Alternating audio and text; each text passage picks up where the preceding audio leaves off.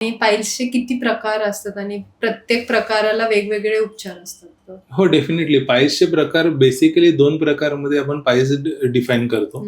एक आतमधले पाईल्स आणि एक बाहेरचे. त्यालाच आपण इंग्लिशमध्ये आपण असं म्हणतो की एक इंटरनल पाईल्स आणि एक एक्सटर्नल पाईल्स. अच्छा. परत इंटरनल पाईल्सचे 4 ग्रेडेशन्स पडतात. ग्रेड 1, ग्रेड 2, ग्रेड 3 आणि ग्रेड 4. ग्रेड 1 म्हणजे काय असतं, की पाईल्स हा म्हणजे काय असतं, म्युकोज आणि सबम्युकोजा म्हणजे अंतत्वचा आणि त्वचा ह्या दोन्ही वाढतात. कशामुळे वाढतात? तर आतमधले जे वेन्स असतात ते वेन्स डायलेट होतात. म्हणजे रक्तवाहिनी फुगते आणि त्याला आपण पाईल्स म्हणतो सिंपल भाषेमध्ये. तर या सर्वात अगोदरचा जो पाईल्सचा प्रकार असतो तो इंटरनल पाईल्स मधला ग्रेड 1 तो आतल्या आतमध्ये थोडासा सुजतो. त्याला आपण ग्रेड 1 म्हणतो.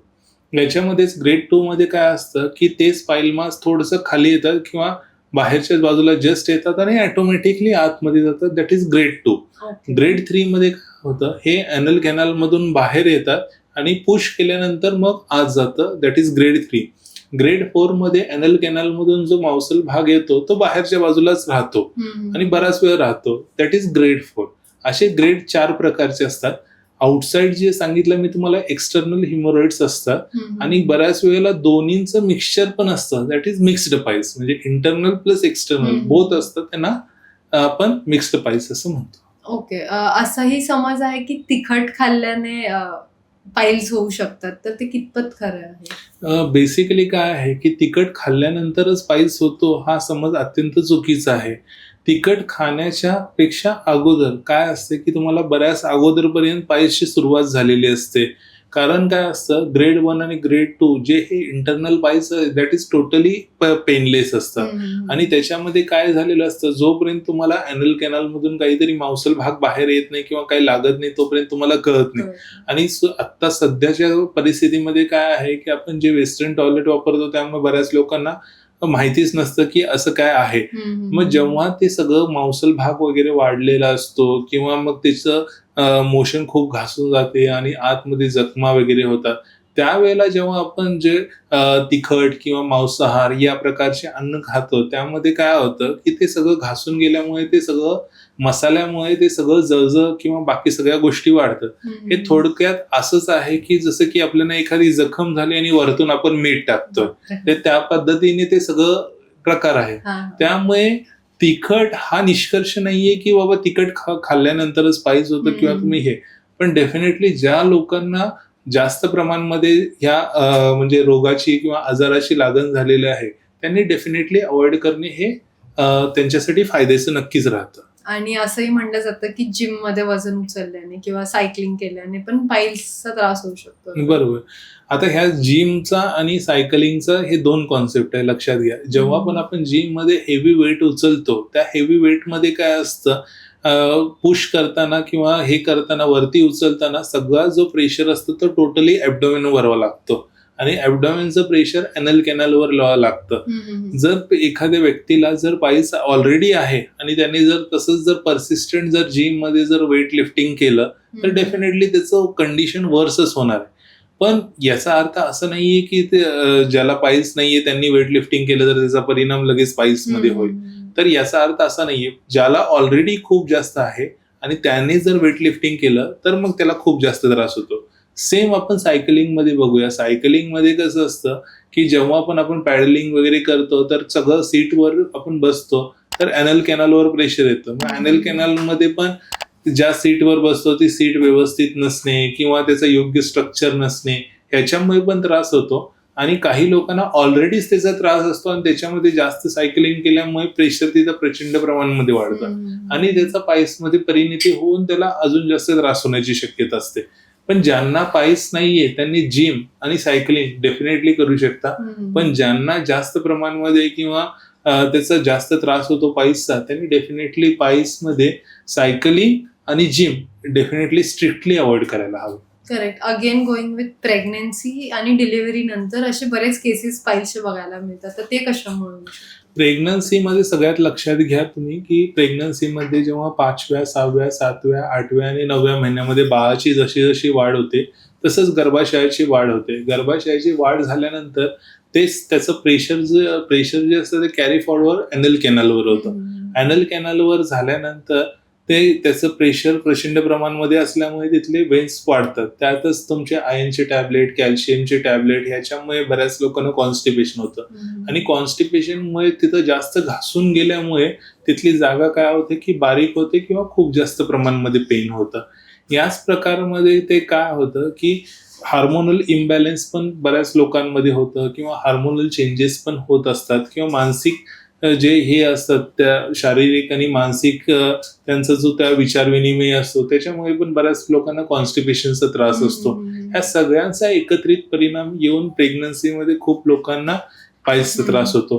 हे फर्स्ट पार्टमध्ये. आणि सेकंड पार्टमध्ये किंवा सुतिका परिचारिका किंवा पोस्ट प्रेग्नन्सीमध्ये काय होतं, जेव्हा प्रेग्नन्सी होतं प्रेशर तर रिलीज होतं, पण बऱ्याच वेळेला जे आपल्याला प्रेग्नन्सीच्या दरम्यान घासून गेल्यामुळे ज्या जखमा झालेल्या असतात किंवा पायल्स वाढलेले असतात ते बऱ्याच वेळेला मग आपण पोस्टपार्टम किंवा सुतिका परिचारिकामध्ये डिंकाचे लाडू किंवा थोडेसे असे गरम करणारे पदार्थ खाल्ल्यानंतर ते पुन्हा उद्भवतात आणि त्याच्यामध्ये खूप जास्त प्रमाणामध्ये मग पेशंटला बसायला त्रास होतो, उठायला त्रास होतो, खूप जळजळ होते. याचं कारण काय असतं की पोस्टपार्टम मध्ये आईला म्हणावं तेवढं हे मिळत नाही, आराम मिळत नाही. त्याचं कारण काय, बाळाला खूप वेळाला पाजायला लागतं, तर त्याचं परिणिती असं होतं की रात्री 2ला पाजलं, 4ला पाजलं त्यामुळे झोप व्यवस्थित होत नाही. त्यामुळेही त्यांचं ऑलरेडी सगळं जे मेंटली जेवढं सगळं काम राहायला पाहिजे ते सगळं डिस्टर्ब होतं, हार्मोनल इम्बॅलन्स होतात आणि ऑलरेडी पायल्सची परिणिती प्रेग्नन्सी पासूनच चालू झालेली असते.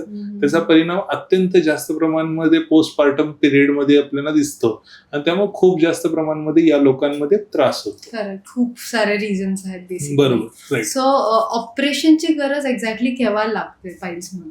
हे बघा, ऑपरेशनची बेसिकली आपण स्टेजेसनुसार ऑपरेशनची गरज असते. ग्रेड 1 आणि ग्रेड 2 हे इंटरनल पायल्सचे प्रकार जे असतात त्याच्यामध्ये आपण सुरुवातीला मेडिसिनलच ट्रीटमेंट करतो. ग्रेड 3 आणि ग्रेड 4 हे प्रॉपरली सर्जिकलच ट्रीटमेंट आहे. ग्रेड 3 आणि ग्रेड 4 मध्ये काय झालेलं असतं, मांसल भाग सगळा जो बाहेर आलेला असतो तो काहीही केल्या बाहेर म्हणजे आतमध्ये जाणार नसतो आणि मोशन जे काय होते तर तुमची ग्रॅव्हिटेशनल डिरेक्शननी खालीच जाणार असते. त्यामुळे ते पर्सिस्टंट प्रेशर वाढतच असतं. त्यातच पेशंटला बसणे, उठणे किंवा खूप जास्त पेन असणे, खूप जास्त ब्लिडिंग असणे. काही लोकांचं तर ब्लिडिंग एवढ्या जास्त प्रमाणामध्ये असतं की त्यांचं HB 3 किंवा 4 वर आलेलं असतं. त्यांना परत आपल्याला हिमोग्लोबिन किंवा रक्त BT वगैरे देऊन ट्रान्सफ्यूज करून आपल्याला मग नंतर ऑपरेशन करायला लागतं. पण बेसिकली ग्रेड 1 ग्रेड 2 मध्ये आपण काय करतो, औषध गोळ्या देऊनच आपण पेशंटला ट्रीट करण्याचा प्रयत्न करतो.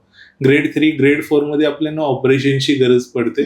तसंच फिशरमध्ये जर बघितलं तर पेशंटला खूप जास्त प्रमाणामध्ये प्रचंड प्रमाणामध्ये जर त्रास असेल, बसता उठता येत नसेल, मांसल भाग पण बाहेरच्या बाजूला जर लागत असतील आणि पेशंट म्हणजे मोशनला जायलाही घाबरत असेल आणि मनामध्ये एवढा फिअर असेल की बाबा आता मी गेलो तर काहीतरी होईल, तर या कंडिशनमध्ये डेफिनेटली आपण ऑपरेशन हाच एक सर्वात बेस्ट पर्याय असतो. आणि त्यात पण मिनिमल इन्व्हेजिव्ह लेझर वगैरे जे आहेत सगळे ऍडव्हान्स, त्याच्यामुळे अत्यंत सुलभ रीतीने हे सगळे ऑपरेशन्स होतात आणि अत्यंत कमी प्रमाणामध्ये पेन आणि ब्लिडिंग मध्ये पेशंट पूर्ण ह्या त्रासापासून मुक्त होऊ शकतो. आता जसं तुम्ही लेझर ट्रीटमेंट बोलला, त्याच्यामध्ये लेझर सर्जरीमध्ये एक्झॅक्टली काय प्रोसिजर असते?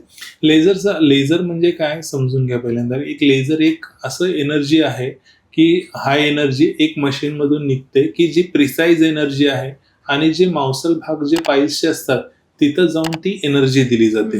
त्या एनर्जीचं काम काय असतं की जे पायल्समध्ये जे मांसल भाग वाढलेले आहेत ते मांसल भाग सगळे सुकवून किंवा निर्जीव करणे, असं थोडक्यात कन्सेप्ट आहे.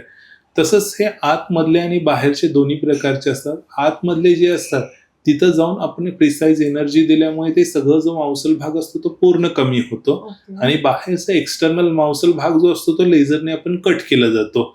असं मिनिमल इन्व्हेजिव्ह सर्जरी आहे. फार काय ह्याच्यामध्ये कट करण्याची किंवा फाडण्याची, चिरफाड करण्याची गरज नसते. त्यामुळे अत्यंत सोफिस्टिकेटेड आणि USFDA म्हणजे US बोर्डने सगळे अप्रूव्ड केलेले असतात आणि हे सगळे लेझर्स जे असतात ते सगळे आउटसाइड म्हणजे फॉरेन ह्याच्यामध्येच स्टँडर्ड प्रमाणेच सगळे मेंटेन केलेलं असतात. त्यामुळे ह्याच्यामध्ये कमी जखम असल्यामुळे कमी इन्फेक्शन होतं, कमी पेन होतं किंवा रिकव्हरी फास्ट होते आणि लवकरात लवकर पेशंट घरीही जाऊ शकतो. हे जे बेसिकली ऍडव्हान्टेजेस आहे.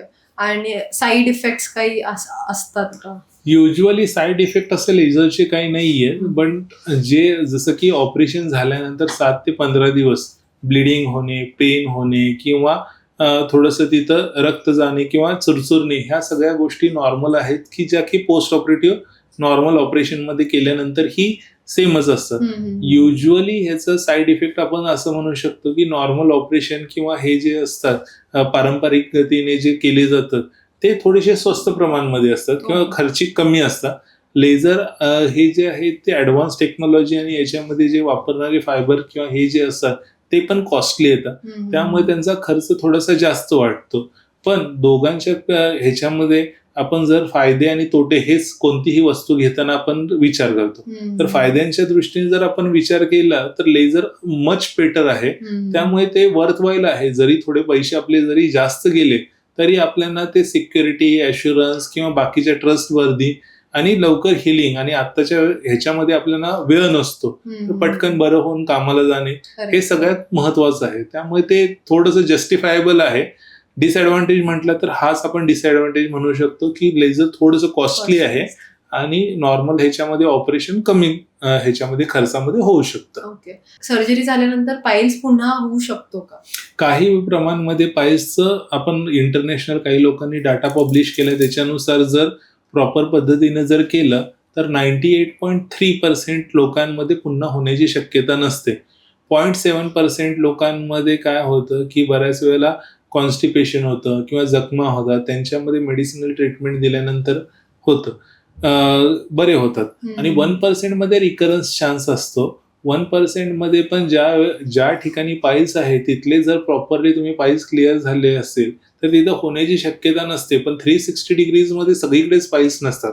जिथे पाईल्स नाहीये तिथे होण्याची शक्यता नक्कीच असते, पण त्याचे चान्सेस खूप कमी आहेत. तर प्रॉपरली जर ऑपरेशन केलं तर होण्याची शक्यता ऑलमोस्ट नसल्याजमा आहे. ओके. आणि कुठली लक्षणं दिसली की इमिडिएटली डॉक्टरांकडे गेलं पाहिजे? सगळ्यात महत्वाचं लक्षण पहिलं PR ब्लिडिंग, म्हणजे तिथून जर रक्त जात असेल तर डेफिनेटली पहिलं जायला पाहिजे.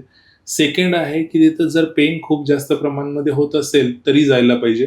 तिसरं आहे तिथं खूप जास्त पेन होत आहे आणि शरीरामध्ये ताप किंवा बाकीचे चिल्स किंवा थंडी वाजून येत आहे तरी पण आपल्याला डॉक्टरांकडे इमिडिएट जायला पाहिजे, कारण ही लक्षणे जी असतात ते ॲप्सेस किंवा फिशुलाची लक्षणं असतात. त्यामुळे डेफिनेटली इमिजिएट आपल्याला डॉक्टरांकडे जाणे गरजेचं आहे.